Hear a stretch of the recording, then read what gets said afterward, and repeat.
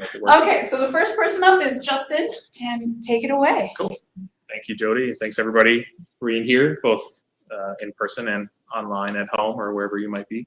So I'm Justin Schell. I run the Shapiro Design Lab at the University of Michigan Library in Ann Arbor, and I'm going to give some background about the data rescue efforts that have been going on. They're still continuing, but centered around the event that we ran in Ann Arbor last year at the end of January.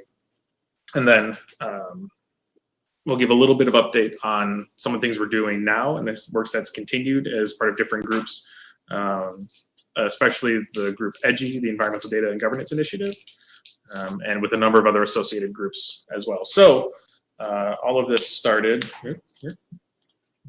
Oh, yeah. Yeah, right there. Got it. Cool.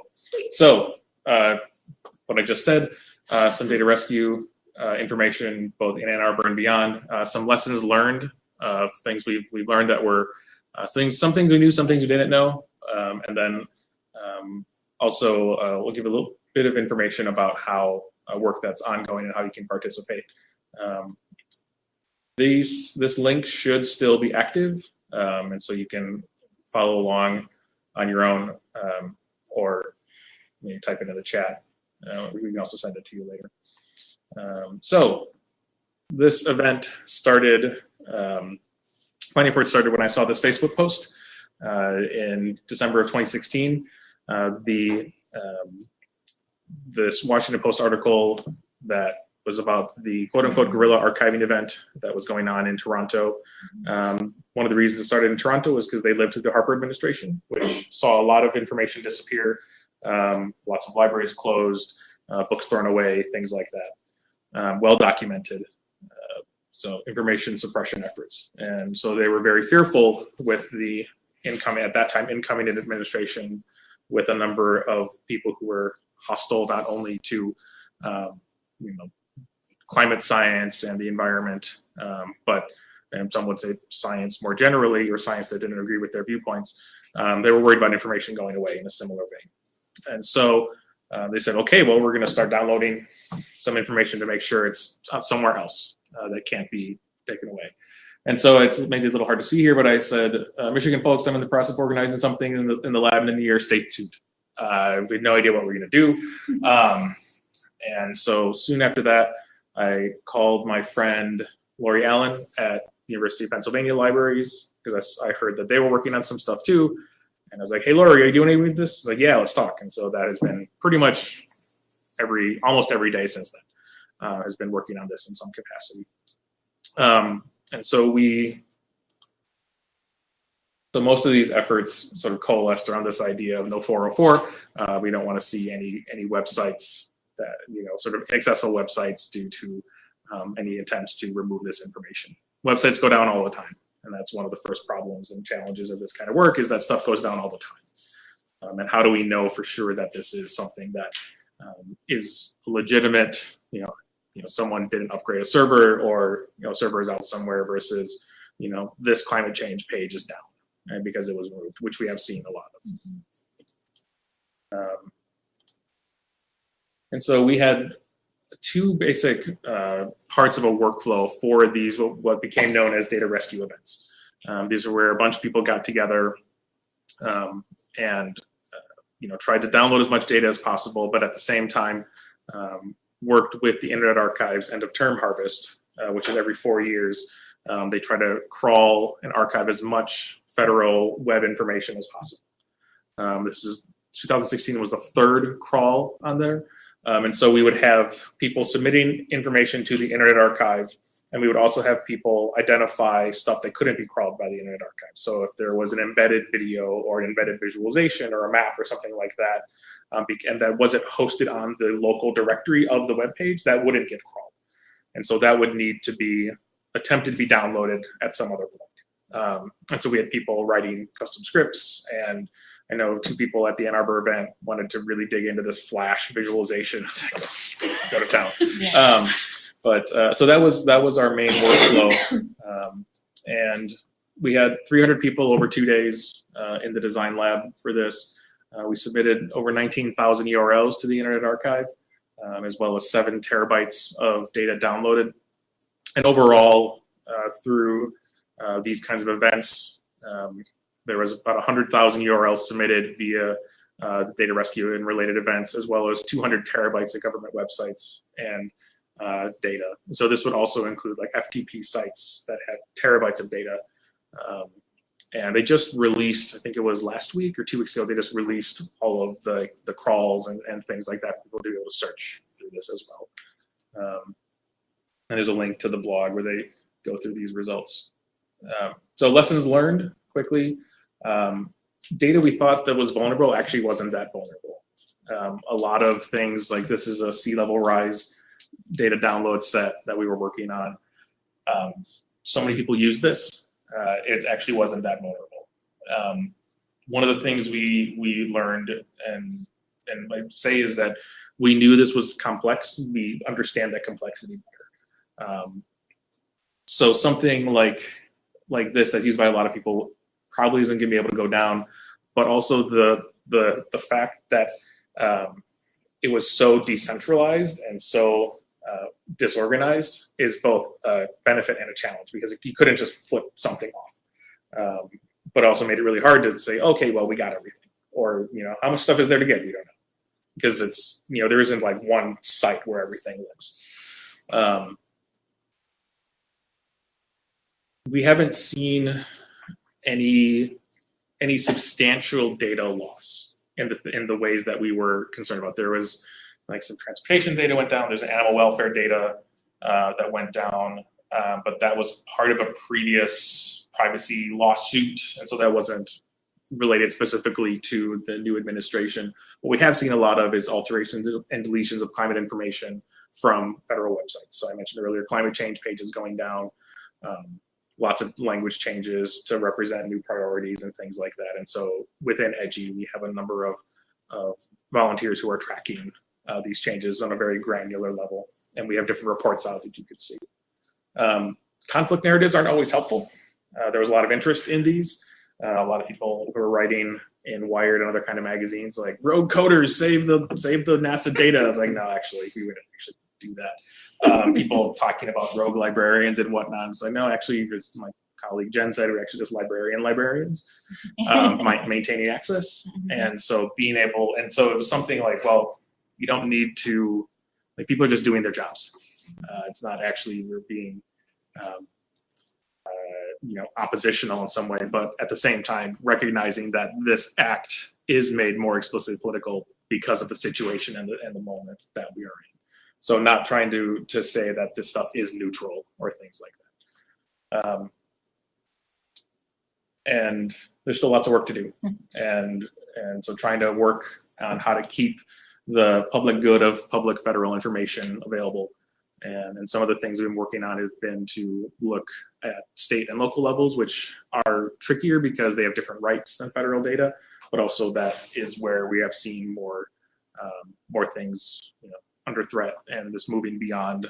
I think Katherine will talk a little bit about this, different kinds of things that are vulnerable or at risk, from things that are very old, in inaccessible formats, to things that have a much smaller budget and aren't accessible in the same way, or if their budget gets cut, they don't have an IT department that can back this up. And I'll just mention, I said we can go this. So there's a bunch of different ways you can get involved. Saving things at the Internet Archive. I'm going to go through this real fast. EDGI was the group that I'm involved with. There's a number of other projects we're working on. The Data Refuge Stories project, where they're collecting stories around data. Endangered Data Week, which this is a part of, March 2nd, yay. And the Data Lumos is from ICPSR, which is a repository that has been able to accept data that people were concerned about. They just held an event yesterday. The PEGI project is the preservation of electronic government information, coming from more of a government documents perspective.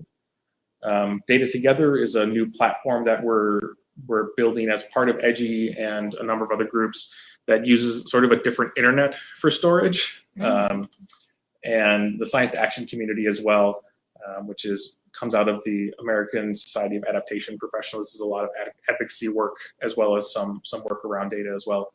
This document has a large list and more details about a lot of these projects. And it's just a Google Doc that's open to everybody. And I think there, it's just, everyone knows about something. I think that's, the best parts about this. We're bringing people together from so many different backgrounds and so many different kinds of expertise, and being able to learn from each other and share that and build this as a community. So I think that's what made it successful in the first place, and that's what's going to keep it successful. So with that, I will pass it on to Katherine. I think we're gonna wait. Let me change the real quick.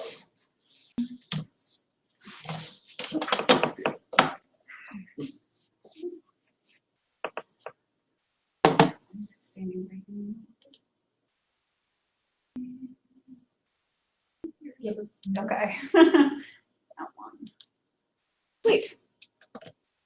Okay, great. My name is Katherine Akers. Can camera see you? Camera's not on. Oh, it is. Okay. That's why I was looking at the camera. You're doing great. You had slides, so I didn't want to put any more extra pressure on you. So sorry about that. You had the pressure. We can do it all over again and record this time. I'm Katherine Akers. I'm a librarian here. Well, I'm a specialist. I'm a biomedical research and data specialist here in the library systems at Wayne State. I'm based out of the Schiffman Medical Library. And I am a student in the School of Information Sciences here. So MLIS in progress. So I'm going to be talking about data librarians, who I might consider myself loosely one of, and how data librarians can help the faculty at their institution with accessing government data by assessing their specific data needs. Oh, I have to.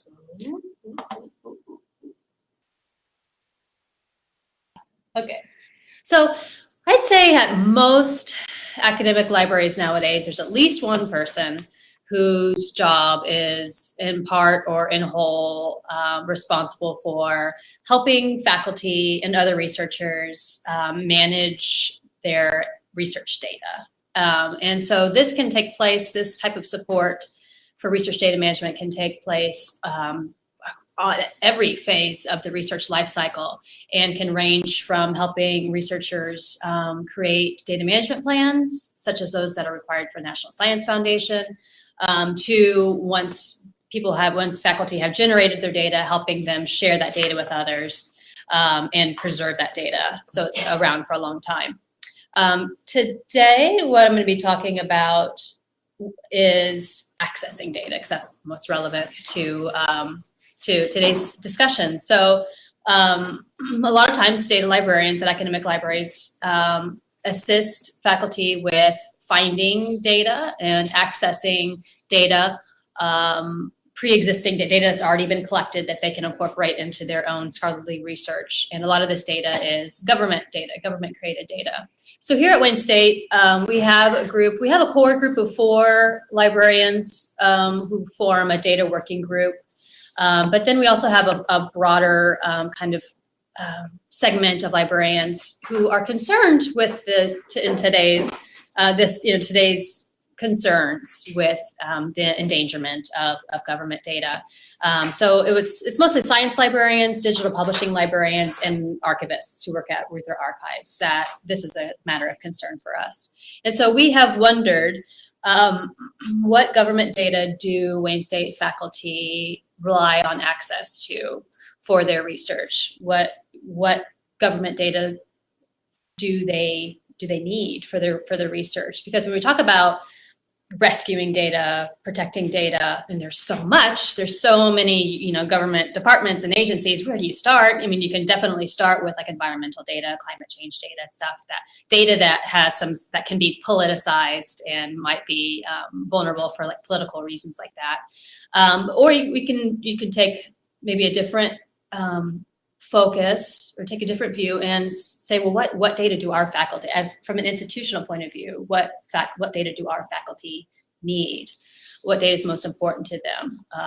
And so we just recently did a very quick and dirty survey of Wayne State faculty, essentially just a real brief survey, essentially asking them only 2 questions. Do you rely on data from government websites or databases in your research? And if so, what are the sources? What is that data? Where do you get that data from? So we just recently, a few months ago, did this survey, and these are our respondents. We didn't get I said it's quick and dirty. We don't have a huge sample size, but 272 faculty responded. That's great. Good. Oh, you think so? That's really good. Oh, okay. Well, great. Maybe it's not so dirty. And most people said yes, or a lot of people who maybe would say no to that question of do you use data maybe just didn't take the survey at all. So most of the respondents said yes, and as far as we can tell, they were roughly split between being from the sciences and the social sciences. So those are the two populations of faculty who are the heavy government data users.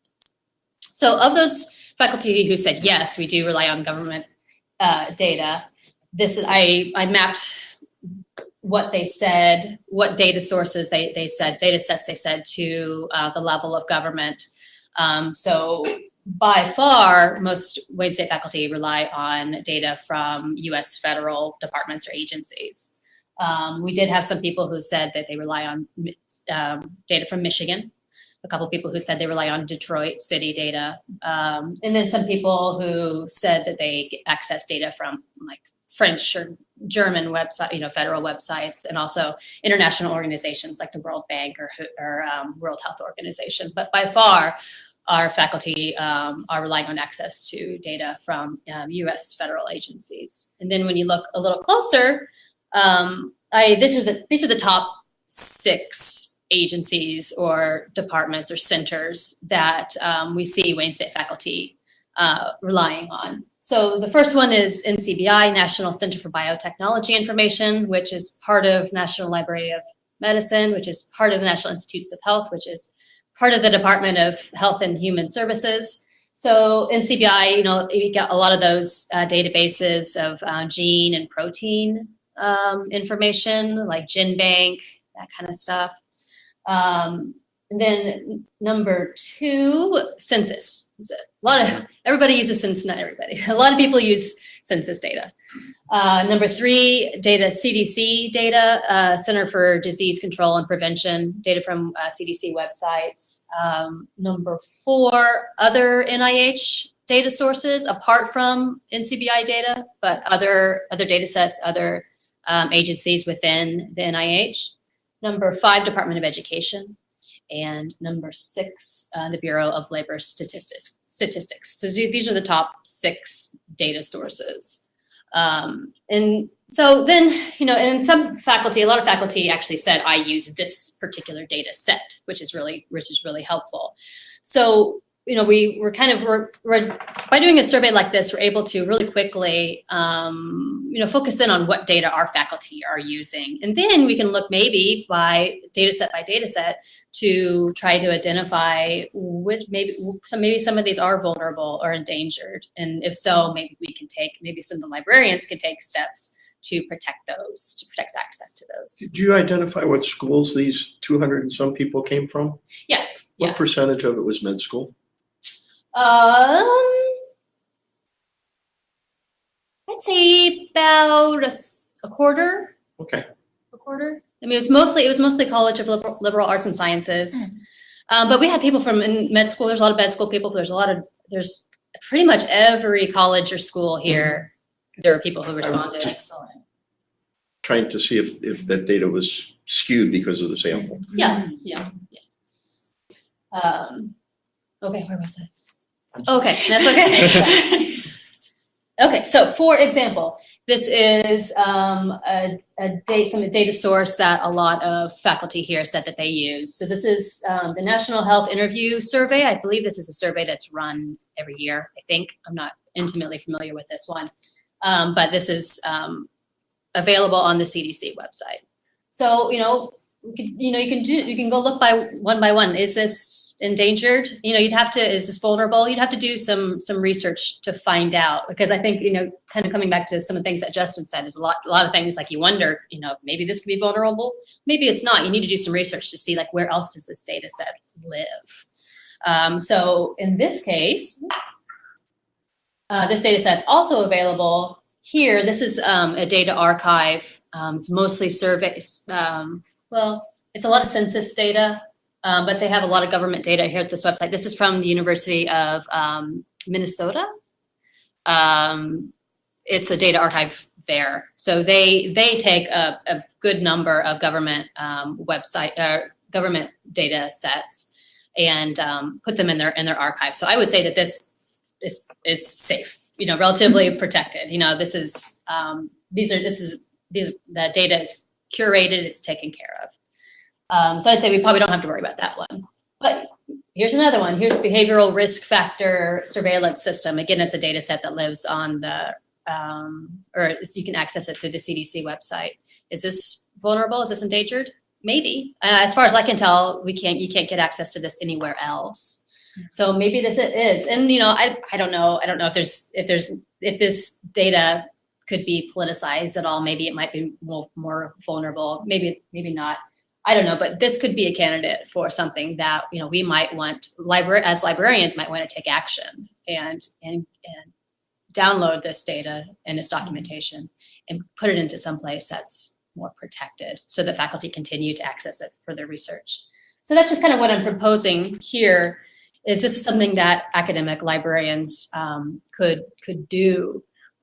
Is do a survey like the one we did to identify what data sets are most needed, most used, and most needed by faculty at our institution.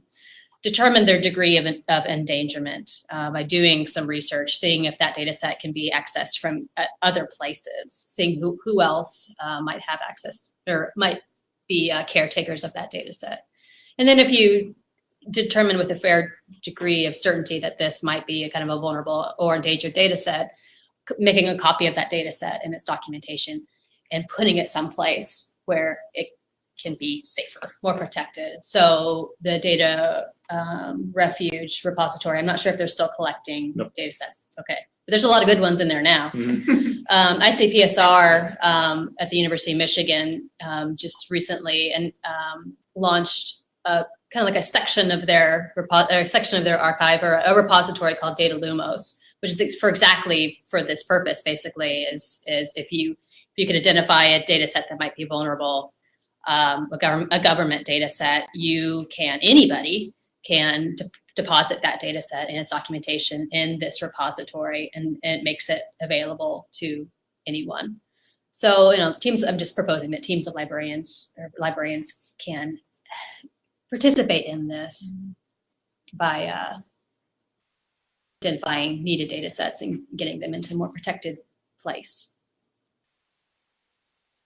Wonderful. Thank you. Mm-hmm. Would you like to go next? Oh, I can. Yeah.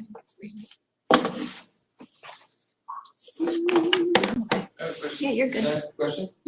Oh. Yeah. Go ahead. So do you see this staying in the realm of academic libraries, or do you see a place for public libraries? Well, I know public librarians are doing things, but I'm not sure exactly what they're doing. And I think this is the same kind of thing with sort of top down and bottom up, and where we can. So there have been events at public libraries that were sort of these data download, these kinds of things. I think there's a lot of focus within public libraries around civic data of various kinds, and so I think it's a question of sort of scale and what the focus is and what kinds of sort of goals that you have to download this. I think with a lot of the academic libraries, you have a source of concern with faculty who might want to, as Katherine showed. We did a survey with faculty, and most of them were like climate.gov. I was like, okay, it's like, not super helpful. But so there's an audience that is sort of academic libraries are more responsive to. That's a different audience than a public library. But I think having both be a part of these conversations is super important, and that each skills and communities that they're part of can participate within it. You used to then see, especially in academia, that librarians have a larger role to play in, say, institutional repositories, data repositories at a university level. Well, I'd say institutional repositories are mostly built and maintained for housing data that's generated by our faculty. Whereas this is kind of different. It's kind of separate. So this is data that may be used by our faculty, but it's not generated by. Most of this data is generated by people who are employed by government at different levels. So institutional, we don't have a data repository, but we have an institutional repository. We could put data into it, digital commons. We wouldn't accept data sets that were from NIH unless those data sets were generated by our faculty. So I'm not sure that, I mean, you could add an institution like University of Pennsylvania. Is that data refuge? Is that? So that was a Amazon, S3 server that was spun up for this kind of work. That wasn't part of their institutional repository structure or anything like that. So anyone can spin up one of those things and have this, but this is more things like ICPSR or HathiTrust or these sort of larger scale things that are taking lots of different kinds of data that aren't limited to a specific institution. But it goes much further beyond like just an individual group of faculty at an institution. But that's the part of the problem though, is because we've got all these pockets of saving data sets and serious survey material because we can't trust the federal government's going to keep it up. So now we've got it in all these pockets, which also makes it awkward for researchers. So, you've saved it, but do they know where they can also find it is a concern. And there, I work with Jason Scott from Archive Team. I'm sure you know him. And he considers himself a rogue archivist. And, for years he's been just stealing things off the web that were going to go down, that were, before it went down from a cultural standpoint. And he now works with Internet Archive because he had these servers of immense information, American information primarily, but he didn't have a good dissemination tool. So I was really glad to see he partnered with Internet Archive so that he now uploads to them and they have standard policies for criteria for quality, et cetera. But he even when Detroit declared bankruptcy, he grabbed everything off the City of Detroit website because he said, don't know what's going to happen. So he considered that data that was in jeopardy. Yeah. So. And I think the Internet Archive is really the only group that's really doing this kind of work in terms of that scale and like the web monitoring or the web presence. And that often can be a different set of variables when you're talking about data versus information or documents or things like that. There was a decision early on. So like data is like stuff we can do numbers with, we can do math on. It's like, okay, that's still very large portion of a sort of set of work, but that's also very small in compared to all of the PDFs and reports that have been generated or all the different versions of websites and things like that. So, but yeah, like the Internet Archive is the group that's doing this, I think, the best out of everybody, but they still don't collect everything, and I think that's where you look at programs like Web Recorder IO and Perma.cc that are working in some different veins for this. But yeah, it's something that, it's sort of an all hands on deck kind of thing. Absolutely. I think actually that also brings up some interesting questions ethically. Like the Internet Archive you can opt out if they've collected your material and you decide that you would like it not to be a part of it, that you can do that. And so though we think of of course, I really admire the Internet Archive and all that they're doing. But then again, there's going to be a systematic bias in what is kept. And one thing it would be really interesting to do would be to actually examine who is opting out and to learn what that systematic bias is. Right. Well, in the web archiving study I did, you look at anything that's a commercial site that has valid data and they want to opt out.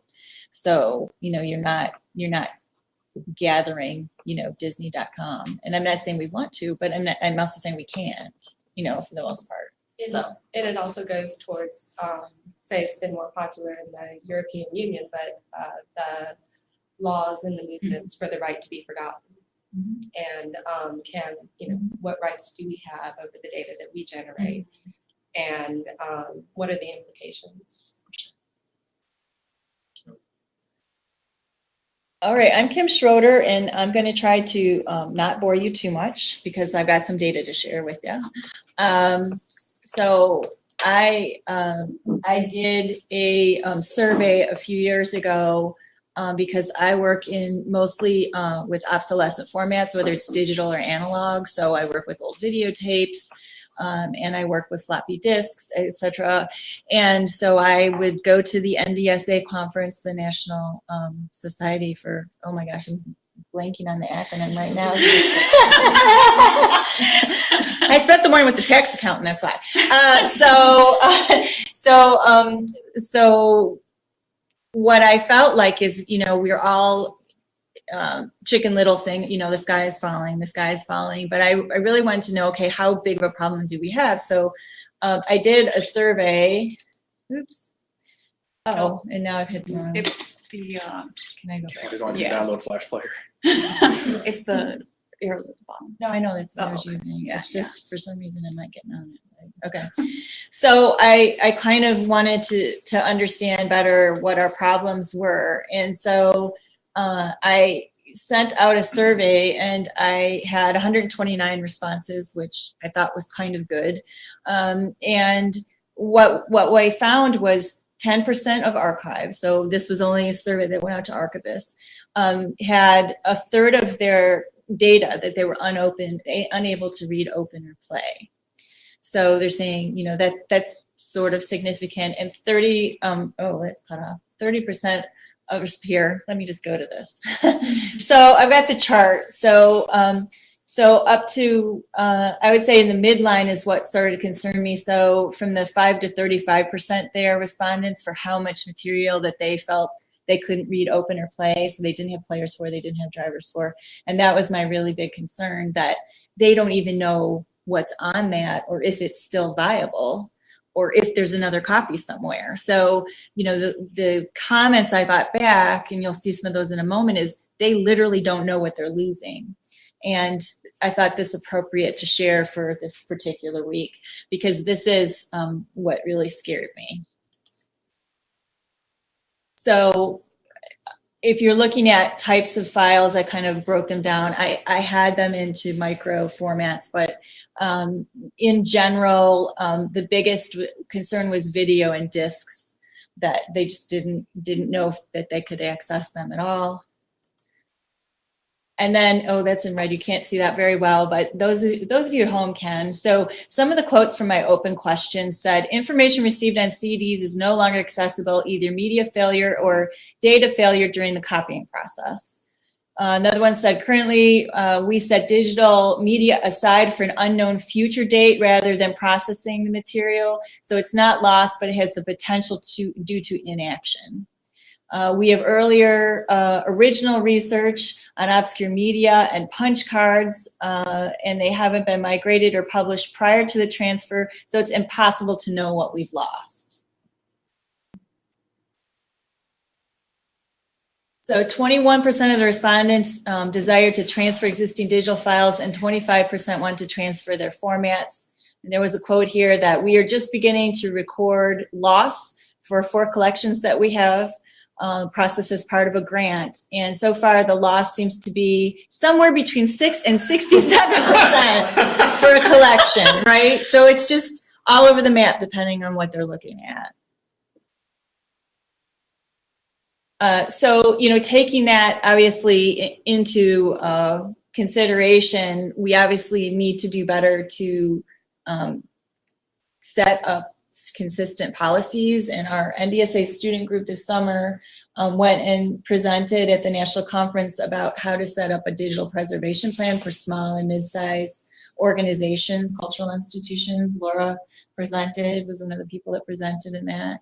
And so we need to get more people with something, and I'm sorry, Margaret too. We wanted to get something in people's hands that is more viable.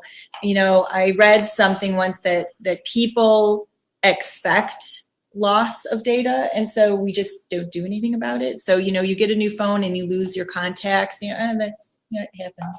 You know, obviously it's better now than it ever has been, but because our expectation is so low in obsolescent formats and digital, that we've been kind of lax about it. So it's frustrating, but it's just part of the way it has to be. And it isn't part of the way it has to be. We can definitely do a better job.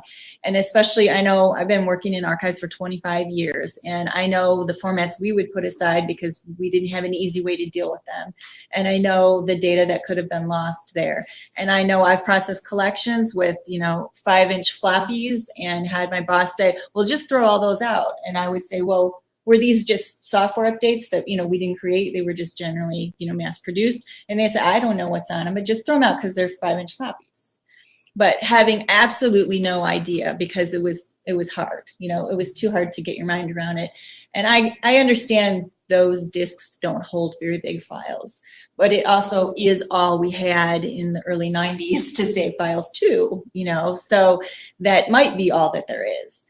And so we really, I think, need to set higher expectations about capability. There's so many projects going on. I mean, U of M was doing this in the mid-90s, you know, with the Chameleon project, but there's so many people working on things. And when we go to NDSA, there's so many projects being done to support gaming and preserve gaming, for instance, and other things.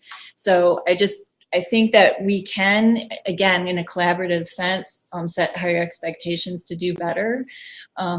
This chart was showing how many organizations were having trouble with which kind of micro formats, and you can't really see that, but the biggest leaders there were 3/4-inch tape and floppy disks. So those were the two that they were specifically most concerned about. But if you see how widespread, you know, the format issues are, it's definitely a problem. And I know I have some colleagues that have for years been trying to set up a collaborative, cooperative lab that archives world could support. So you could go in and transfer your data, and you could just be a member, and they could maintain the machines for us. And they've been trying as a nonprofit to get this going, first in New York and now in LA, and nobody's coughing up the money. So we're still just watching this material fade away. So I can preserve a 3/4-inch tape and make it last longer, but the players are not going to last too much longer. And I know when I try to maintain the players here, I mean, I have someone who has to make pieces in his basement in order to keep our players going. So it's really at a point where I can preserve that tape or that floppy, but I still can't get at that content. And so endangered data is still a huge problem that I think we're being far too silent about. And we've got far too many formats in pristine storage that we cannot open or play or read. And I don't know how much time I have. Should I so I'm just gonna, I don't know how we're doing on time, but you know, this is just recommendation. Obviously, you want to try to collaboratively work on a procedure for your institution if you have that material. Most places don't even have a good inventory of what they have that's in danger. And you know, get an intern. It doesn't have to be so extensive, but it helps if you can list out all your formats, specifically what they are, what type of software, if you know, so that you can kind of get to that and develop a preservation plan for your organization. I was just going to move forward that. So what I wanted to show is NDSA has a national agenda about this from the digital end, and these were their 4 bullet points. So I'll just close with that. So first is that they want to build the evidence base for evaluating at-risk large-scale digital content for acquisition. They want to understand technical implications for acquiring digital content, share information about what content is being collected, and what level of access is provided, which is what we started to talk about a little bit at the beginning of my presentation. And then support partnerships, donations, and agreements with creators and owners of digital content and stewards. So we're trying to connect all the communities together, much like Justin was talking about, that we've got to collaboratively work on this because it's a huge problem. And as I tell my classes, unfortunately, archivists and librarians aren't involved with the manufacturers for the latest innovation in consumer storage. And so we have to deal with whatever innovation comes out, and we will receive material in whatever way, in whatever manner and form. And that gives us a huge challenge. We were at the Bentley yesterday with my class, and I saw a new kind of transcription record that I had never seen in person before. And, the students were, really happy to see it. But then I'm thinking, oh my gosh, now how are you going to get information off that, right? It's not vinyl. It doesn't work the same way. So we were talking about that, and it was really interesting. But, once a year, I find a format I've never seen before. So the ways we're storing data, sometimes I want to go back to stone tablets. Vinyl. They're pretty stable, right? As long as it's humidity controlled. So Put in the salt mines. right. So we have huge challenges, and I think it's great we're talking about it, and we're way better off than we were 20 years ago, but we still have so much loss that, literally people are not talking about, and they're just kind of pitching it. And because nobody knows what's on it, it goes unnoticed. And I'm not advocating to save everything, not at all. But I am really fearful of what sociologists, anthropologists, and historians are going to study about the 1990s, because I think they have very little to work with. And I don't want to see that, happen, obviously, going forward. But if there's any way we can recreate more of the 90s, and that would be an urgent need right now, we really need to work on this more proactively. So that's pretty much it. Now that I've cheered you all up. I'm not sure if the mouse is going to reach that far, but we can. Do you want to switch with me, Laura? Do you want to say her? Oh, she's got. Okay. Yeah. I had the pleasure of visiting Library of Congress and getting a insider tour of the Library of Congress 5 years ago. And that's a place where you think they'd be on top of this kind of stuff. No one is.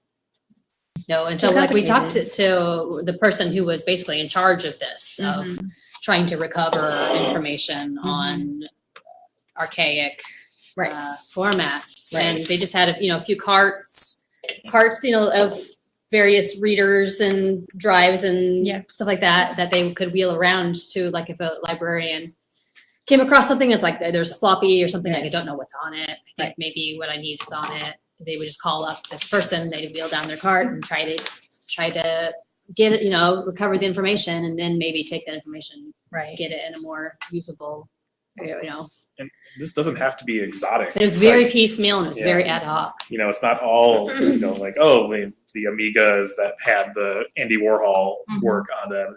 There's not all that exotic. We were working on a project in Minnesota to try and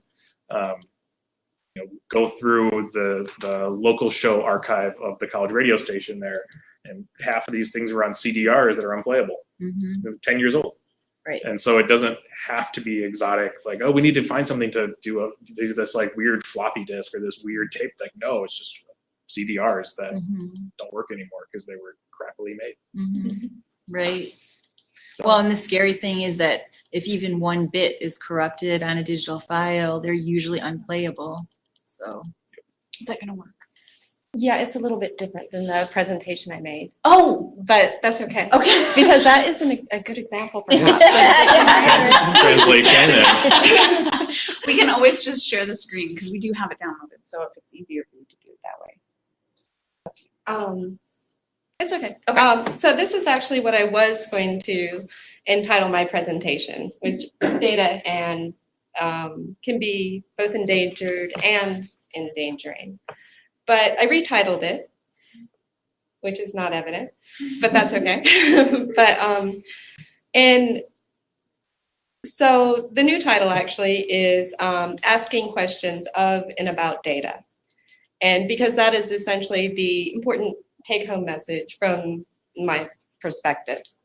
And my perspective is generally formed that I worked on a number of small data projects as a botanist where there's one of the most endangered types of scientific data are actually the small research projects, where it's a question of having resources and people and wherewithal to make that data available. And in the biological sciences and also some other sciences, there's also incentive not to share your data immediately. And that's because a lot of it is essentially expensive to collect, and that it takes a lot of resources. And then once it's collected, if it's made immediately available as the scientific research system is currently set up, that you will not get, it's a lot of people, well, it's the general thought that people will not get to publish from that data the important questions. And that's a question of their livelihood. It's a question of what they do for their job. And it's also could be, personally important in other ways. And then the other type of data I worked a lot with is administrative data. And so administrative data is data that we collect and use for everyday operations within an organization. And some of the different contexts that I worked with this was one working in an organization. I worked at the National Evolutionary Synthesis Center, where we had a database of related to the research projects, related to the working groups that came to the center, related to the different types of products, which were publications, data sets, and grant applications that were associated with the center, and then also evaluation of proposals. I also work with electronic medical records of the Duke University Health System. And so these are the electronic medical records where the doctors fill in the information. These evolved from billing systems. And so there is a thrust as far as like what the systems have been designed for and what they are most capable of making easily available to use. And also in working with these like that type of administrative system, something that you see is like organizations migrate between different systems that say like in 2014, the Duke University Health System migrated to EPICS, which is a very popular electronic medical record system, but it also means that data before and after 2014 and during the migration period, that you have to be aware of that and how it looks different and what's available.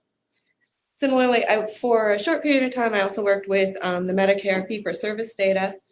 And so we have, I think, about 98% of people in the United States who are age 65 and over interact with Medicare system in some way for healthcare. And with Medicare data, that the data that is primarily relied on is the payment data, once again, because there again, that for people to get reimbursed for the services they provide is really important, and it's a motivating factor in submitting data and keeping records and keeping it carefully. And one of the things we can see, for example, with the Medicare data is that as we go from fee for service, which hasn't been talked about a lot recently, but if we think about realigning health service provision so that we don't reward providing different procedures, providing different services, and think of more trying to how can we incentivize the health of individuals. It's not necessarily by providing more and more services. And so like one of the policies that came out of that was the ACO system, or the Alternative Care Organizations. And so this grew out of our beliefs that we should provide healthcare services on a different basis. With the ACO that we also have, however, we don't get the same fee-for-service data. And that means that as the reporting is different, and what we have access to is different. And also in the United States, since at the government level, we don't have like a state health system. So those about whom we have data in this type of way is already very limited to people who fit different categories to be eligible for Medicare or Medicaid. So in kind of growing out of that, so Yeah. so use the mouse. Never use mouse. It's very different. One thing too that I was thinking about is that this map has been very important and has a lot of implications. It's the map of how the electoral votes went in the 2016 presidential election. And it's an important map for a lot of different reasons. At the same time, the map that I personally find more motivating is this one. And this set records, while the first map highlights the polarization in the United States and how differently we are, and that's a narrative that, you know, from my perspective, that we often hear every day in the news, in our conversations, and around us generally. If we look at the did not vote map, where we also include people who did not vote, and we know some of the reasons people did not vote, but we do not necessarily have a good handle on all the different reasons people did not vote. But a really interesting part of this map to me is that it highlights all the voices that we don't hear. And while often, well, not often, you know, it's possible to make different assumptions and have different views of why people did or did not take the time on election day or through early voting systems or, you know, any other way to cast a vote in the presidential election. But whatever the reason, that it's important that people did not vote. And it's important, in my mind, that we try to understand that more. The gray or the tan color is what, independence? No, that's people who did not vote. Oh, It's like if what- we and if we the had blue and the if red? we had divvied out electoral votes for the electoral college based on the majority of the majority vote within the states, we Right. would have found that the majority. If we would have treated did not vote as a candidate, as a person who ran for office, right? Yeah. That's how. Thank you. Okay, I think I get it. Similarly, something that, and kind of working in the area of misinformation, that we looked at, that there was this narrative about folks lying in the last presidential election. And that's an important narrative. But when thinking about all that we think about with misinformation, I don't think it's the only important narrative. And that we've in the past have also had, and these are just like, you know, suggestive. I mean, this is from Google Trends. And I mean, speaking of data, it's suggestive data. It's not decision-making data. But so it might suggest that, you know, this focus on politicians and lying is not something new. And I think if we go back and look at our public opinion surveys, that will bear that out as well. And so that it's also something, there's also something else. Maybe it's polarization, maybe it's other things, maybe it's different ways that we talk about things. You mean this not voting phenomenon? I'm sorry? You mean that's what you're accounting for people not voting? Oh, I'm sorry. That just what happens when I'm just too close to what I'm presenting is I didn't explain it properly. But so this is just Google Trends data, and it's the first one is this picture. It shows between January 1st, 2007 and February 1, 2016, searches related to Clinton lies and searches related to Trump lies. And that during the election, we can see like this huge uptick in people like doing searches of that.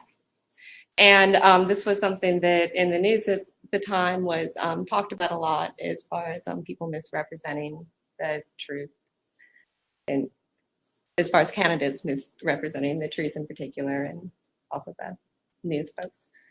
And this is Google Trends from the same period, and they just present like relative values for the results. They don't tell you like exactly how many.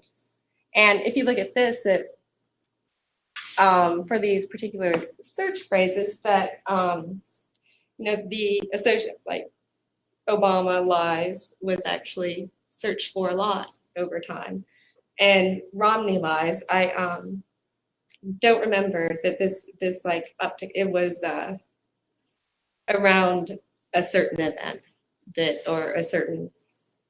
It might have been with.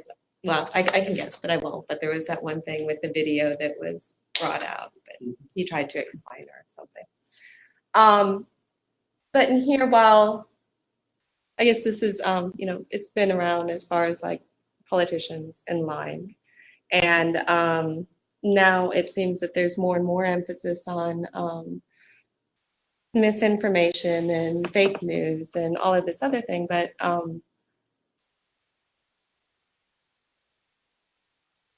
that it's perhaps, not just that. Like, what else is going on in our society that makes it such a pressing issue at this point in time? And thinking, and part of the reason that I wanted to suggest a good title for my presentation would be asking questions about data and of data. Is that I think that that's the one important thing to remember, is that asking questions. And even, and sometimes like in the social sciences too, and it's like good to remember that who is represented. So like, this is a 2005 to 2015 Pew Research Trends in Social Media, who's on social media. And some of the different aspects that they were bringing out with this is that during this time frame, there's actually getting to be more even representation across demographic groups. For example, in 2005, 2% of people 65 and older participated in social media. In 2015, about, I think they said 35% or 65% that, I didn't print out my notes, but a more even proportion of the US population. But an important thing to think about this is we take away trends and views of what is going on in the United States based on social media, that we need to be careful in how we do that, and ask who is represented in here and who is not. And that actually is a big project in the social sciences, is trying to get a better understanding of the demographics of who is and is not using social media, and what can we infer from that data. And another one, and this is like actually a plus and minus story. That all of my titles for my slides are gone, so I actually had intended to present more of what they were. And this one is limitations, outdated data drawn on as if current evidence. And what this does, in 2011, someone brought up again a report that was based on data collected in 1992 and further examined and published in 1998 about the literacy rate in Detroit. And the group who did this actually had good intentions, that they are interested in providing literacy services in the city of Detroit. However, that in their PowerPoint presentation that they presented related to this, other people picked up on this and saw a bullet point where it said, new study indicates that, say, that Detroit has a very low literacy rate, 47%.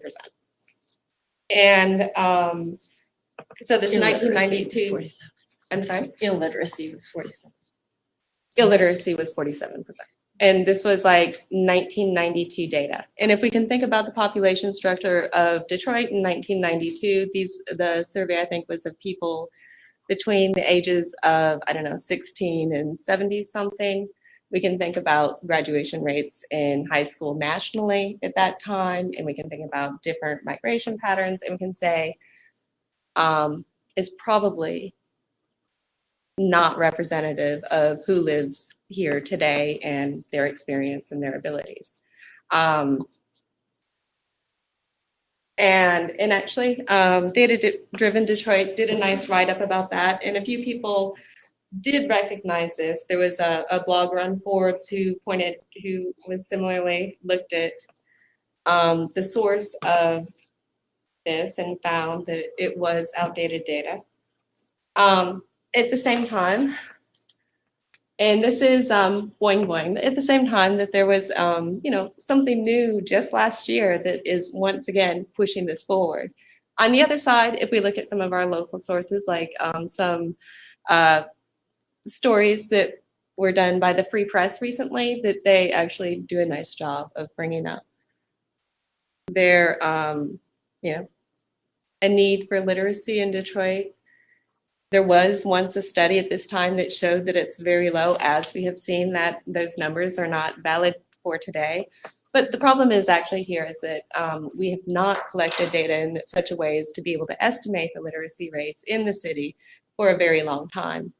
That survey was done in 1992, and it's available from the National Education Center website. There was another study done in, I think, 2003, where a survey by, it was a large national survey.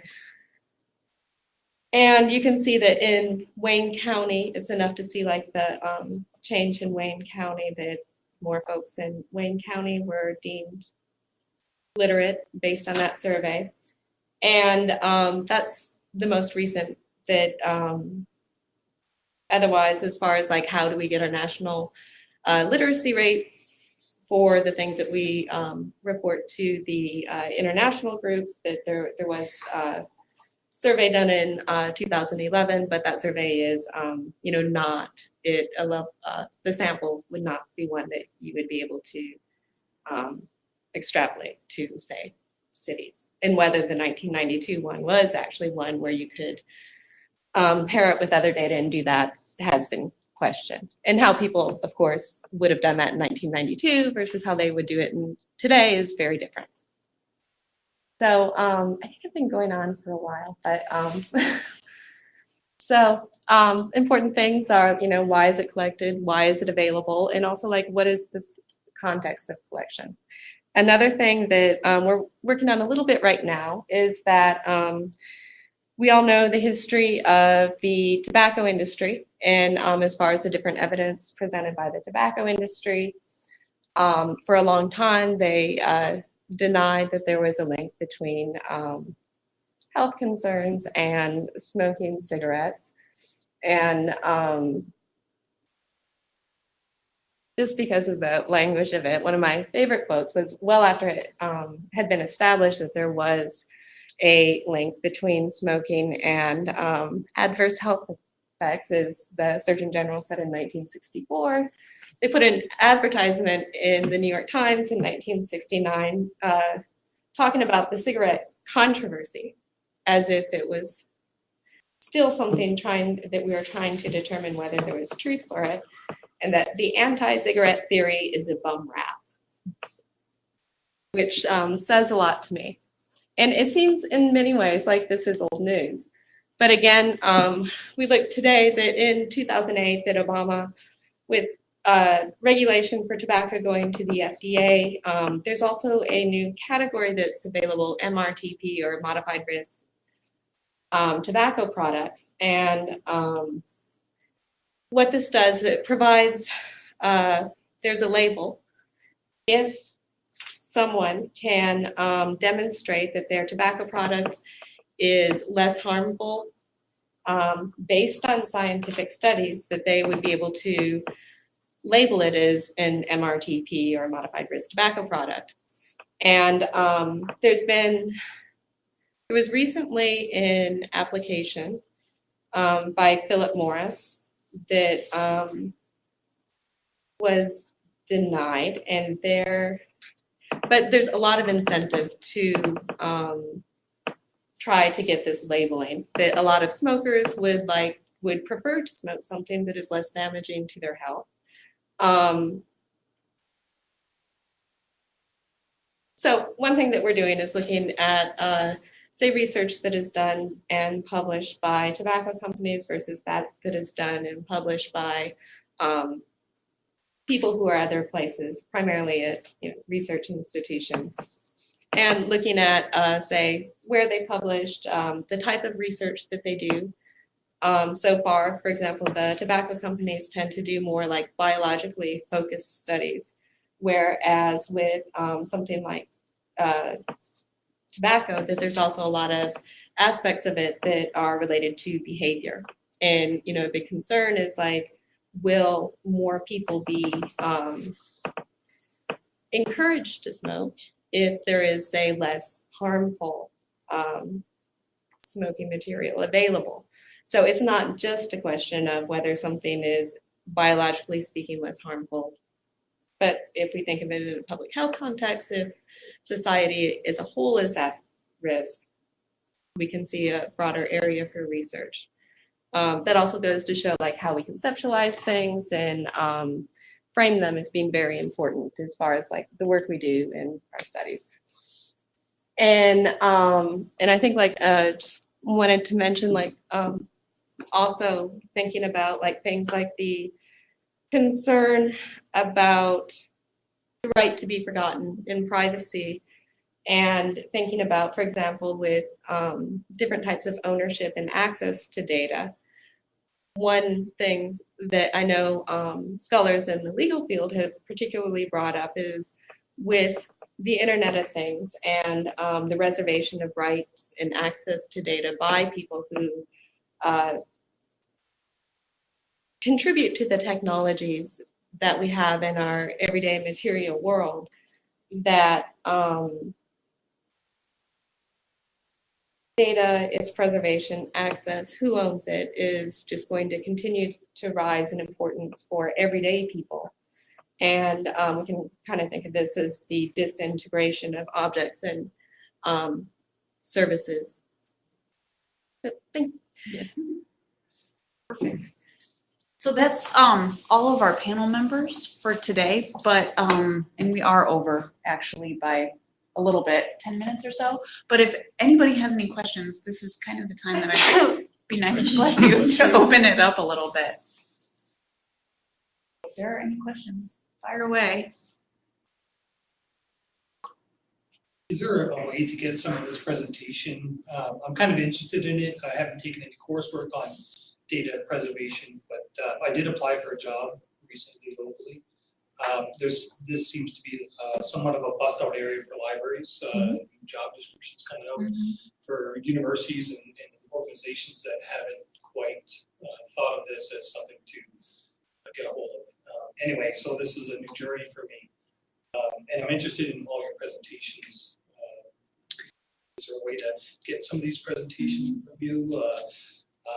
I did a search to try and find out where I could find science data coursework, let's say, maybe as a career, let's say, move, per se. Sure. I do have copies of all of your presentations, and I think I have a complete copy of yours. I'm so sorry. I have it on OneDrive. I can share it there. To Okay. make sure. Okay. So yeah, if you can share it with me, and I think you registered for the event, is that correct? Yeah. Through the calendar. If you registered through the event, then I'll send everybody out a copy of both the presentations and of the recording that we made today. So. I think more broadly, you mentioned the NDSA. I think looking at some of the other professional organizations around these topics would be really good to start with, or things like the Research Data Alliance, a number of others in that field, just to start seeing what they're talking about and like the places that the members came from. ICPSR does workshops Yep. too in the Yeah. summertime. Yeah, so I mean, there's a lot of opportunities because this is has been growing for a while. Some of these are sort of evergreen questions around preservation and access, but there's emerging things within libraries trying to support this. And so I think, from the professional organizations, the different conferences, and things like just looking through the programs from NDSA for the last couple of years and seeing there. So there's a lot of different places to look for this information beyond just what the little small slivers of things that we've talked about today. I work at Detroit Public Library, and strangely enough, someone had a vinyl record album that was like this big. Some broadcast from WJ or WJR, I can't remember now, but they called everywhere to try and find some kind of player that would play this album that was this big. And that's my first probably foray into realizing the format changes have affected this archival preservation of things that have gone on. Very interesting stuff. As well, I know a person who's advertising, director of research at an advertising firm in New York, and he was posting things on Facebook about data preservation as it related to climate change, and first alerted me to this movement that's brewing here to try and keep this stuff very valuable in a longitudinal sense, especially since it's under threat possibly from politicization. So very much piqued my interest that way. I actually have a question. I know that a lot of the data that you guys have talked about today have been like big sets of data from government, that type of stuff. Something that I think about a lot is the stuff that comes kind of in smaller packages. I know that, for instance, like the Library of Congress just stopped curating all of Twitter. They're just selecting. If they ever did in the first place, right. But I mean, like, that's actually, I mean, it's still a valid point. Like, there's a lot of stuff that's being lost from sort of the ground level, like from regular people like us, like, and I'm kind of wondering if there's been like any research or anybody looking into like sort of how to preserve those smaller data. As a botanist, for instance, there's a lot of like small collections from throughout history that when you bring them together, they form a wonderful collection. The U of M herbarium has a great collection of the smaller botanical specimens, but we're sort of missing that now, like, and I'm wondering if there's been any sort of research in that. And I think that there are some initiatives that are generally like focused on areas, like disciplines that I'd have to go back and look more specifically to say that I was part of a group that wrote proposal for network science, and because there's a lot of small network science types of databases, which kind of goes across fields, which is a little bit more unusual. But I would say that that's probably recognized as one of the most endangered areas of scientific data. And a little bit like with things like, say, Dryad, where they are concerned with the data directly behind publications, and that in the biological sciences, a lot of people have signed on to say that that's a requirement to publish in their journals. That said, like, the data behind a publication is very different than the data set from a data study. And again, there's like different incentives as far as like making the data available. And part of it is just that when you get to small science, that actually that's a lot of extra work, like to make your data usable to someone else, and actually even to make your data usable to you, say like 10 years later, because you're so involved with a project that there's a lot of things that intimately are just a part of the way you work and do things on a daily basis that may not be quite so evident later. And in part is like technologies change and formats change. Yeah. I know that like there's some initiatives. I'm sure there's not enough, and I'm sure that there's like a huge number of data sets that are not being collected. But that's always been true. right? So that's not a new problem at all. I mean, professors always had their data sets and they didn't typically donate it or share it anywhere. And I think that's one reason ICPSR is amazing. For the foresight that they took action with saying, hey, let's save data sets so that they can be repurposed. But, for the most part, many of us don't really foresee or don't have the foresight to think that my data set would even be usable to anyone else for any other reason in the future. But ICPSR does all those longitudinal studies too, so they continue to use those studies from decades ago. Yes. And do Yes, those which is comparisons. Part of the stuff is with like the personal archiving groups and the personal archiving conferences where it is on that sort of smaller scale where I spent so many hours with my mom and her photos. Like that kind of thing. And as some of the things we've been talking about out of the data rescue, a lot of these principles are across the board good for preservation of materials. Okay, what's the not just like the metadata standards, but where's this from? How'd you get it? Et cetera, et cetera, et cetera. And so, it could be large or small. It gets more challenging when it's larger, but it also could be challenging when it's small. But I think one thing that I've worked with has been the Zooniverse platform, the citizen science crowdsourced research platform. And we just did an event with a friend of mine, actually, Matt Sisk, clear postdoc down at Notre Dame, where they had about 7,000 pages of public documents that were scanned by the city and are just up, but not kind of cataloged at all. And which is 7,000 documents, but it's not millions of documents. And so I would consider that sort of a small data set that they were looking for test results within there. And so we set up a project and said, are there test results in this page? We got a big group of people together and just went through this over the course of the day. Other things we've been using that for have been like specimen collections in botanical collections to be able to georeference where all of these specimens were collected, which then can lead to larger aggregations of migrations and things like that. And that's a way that people can work on this sort of smaller data. But even with that, the data that comes out of the Zooniverse platform is not the stuff that's going to go into an institutional repository. There's a bunch of information that other folks don't need to see within what that export CSV looks like from the platform.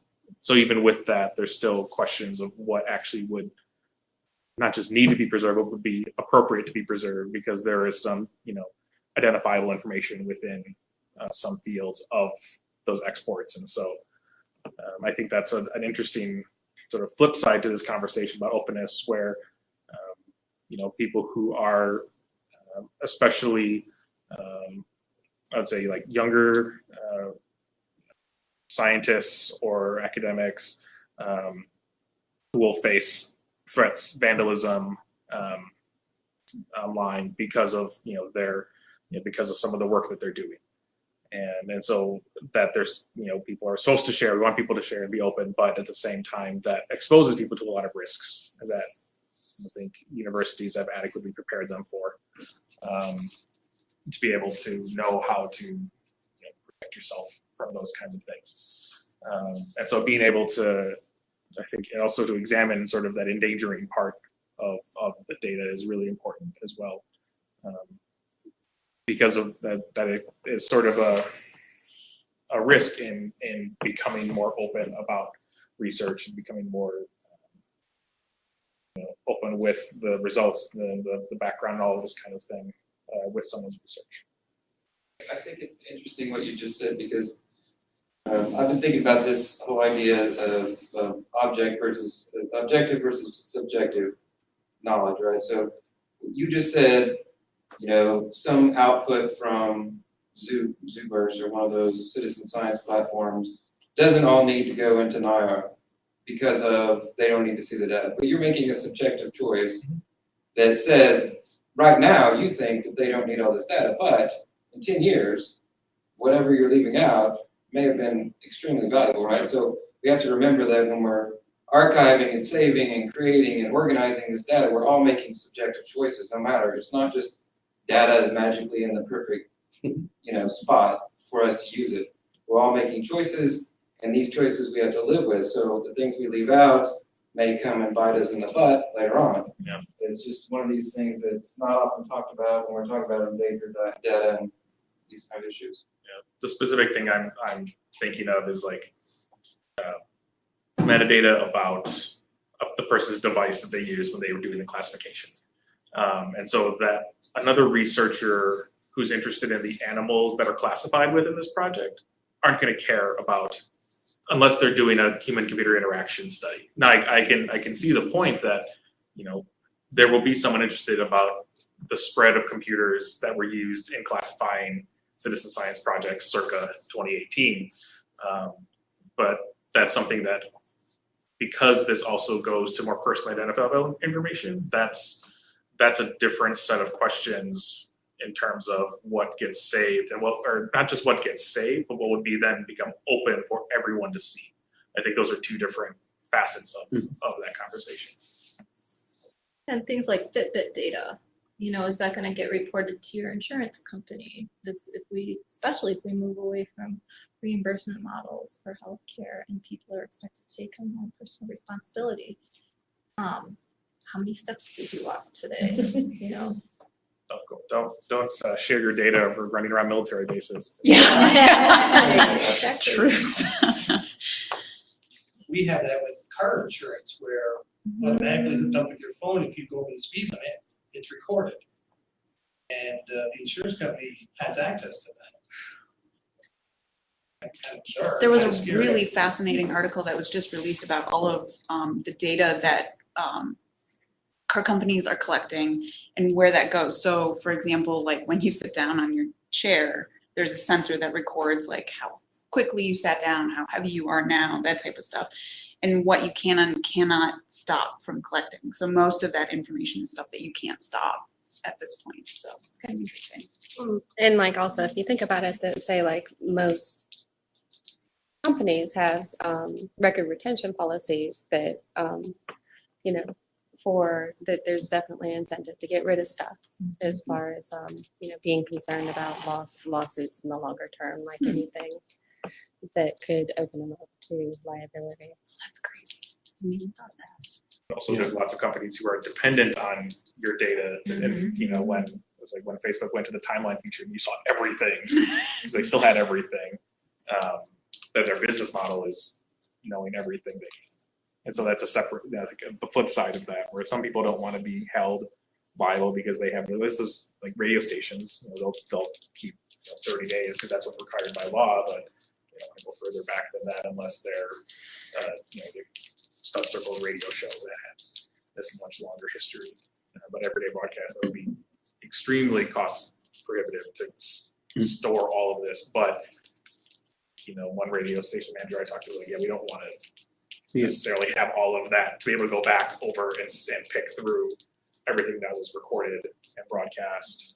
Yeah, and the other part is the legal cost, because if you have 20 years of data and some kind of a lawsuit comes up, then you might be compelled in discovery to search through all that data to find the stuff that's pertinent to the lawsuit. So it seems like the very valuable data is actually other people's data. That mirrors public purses of other people's money. Yeah.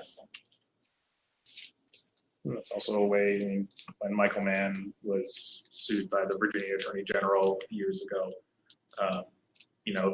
they basically wanted to see all of his emails to make sure he wasn't working on things he shouldn't have been working on in terms of like politicized science and things like that. They made him he wanted to get all of his emails. It's a huge task to try to do that. So sometimes it's not even that you're trying to find something. It's just that someone having to go through this means they're not doing the work that they actually need to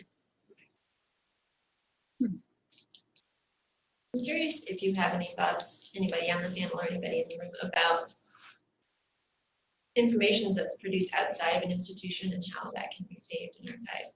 And my specific example is I'm a student here, an archival student, and I'm doing a study on literary journals that are published exclusively on the web as websites. And 90% of the journals that I've collected information on are outside of an institution. Some of them are on the Internet Archive and some of them aren't. They've been published as early as the late 1990s. But if you're trying to advise editor of a journal, like where should you store your stuff, we can certainly tell them to put the URL in the Internet Archive and ask for it to be saved. But if someone were going to create a collection of these journals, all the institutions that I've talked to said, well, if they're not in our institution, they're not in our collecting scope. This is where Jason Scott comes in. Yeah. I think that's when it's incumbent upon people whose priorities are not in an individual institution, that aren't focused on that source of the work as valuable as collecting. I remember when the OWL shut down and a few of these journals, these online publications shut down, there were lots of people on Twitter saying, okay, here's what you can do to like make sure your stuff is archived. And sometimes it's screenshots. It really is. It's like take a screenshot of things and then make sure that's uploaded somewhere else. You can upload things directly to the Internet Archive.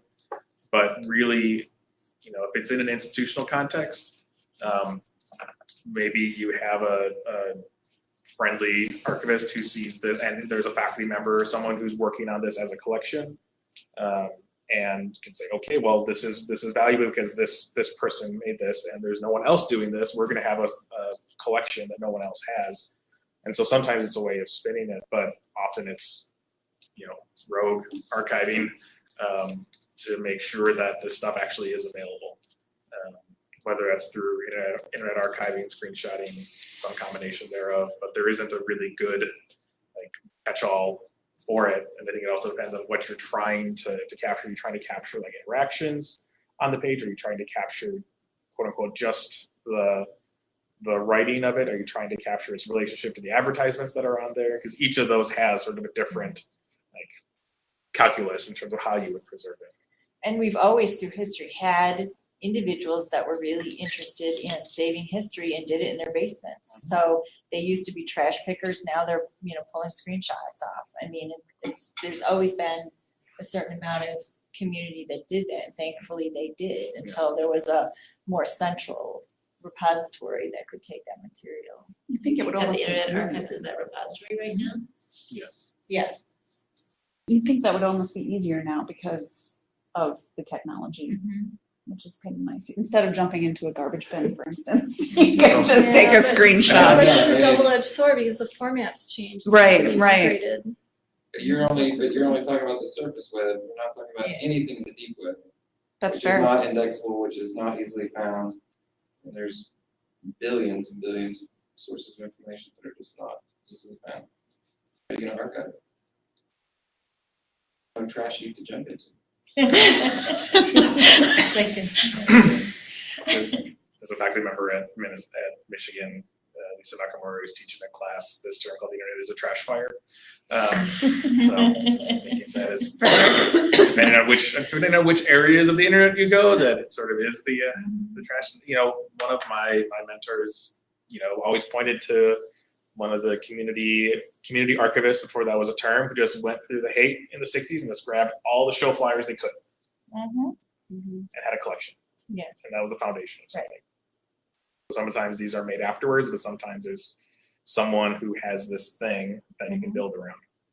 But the Internet Archive is the way to go, and then building your own kind of thing with screenshots when you see something appropriate. The Internet Archive has a Chrome and Firefox plugin that you can just click, save, and go away. And from there, it's, I think, working then with, if there is some sort of institutional presence that would care about this, whether there's a specific archive, there's, at Minnesota, there's the Gibbons collections of African American literature. So they would be interested in specific, versions of online publishing things. Okay, maybe that's a way that they could incorporate it into their process. There's no silver bullet for it. Find one, let us know. If you build one. Yeah. No.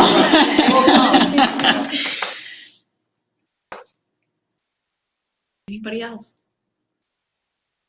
Well, great. Thank you so very much for joining us then and for talking and sharing your work. I really appreciate it. Thanks for putting it together.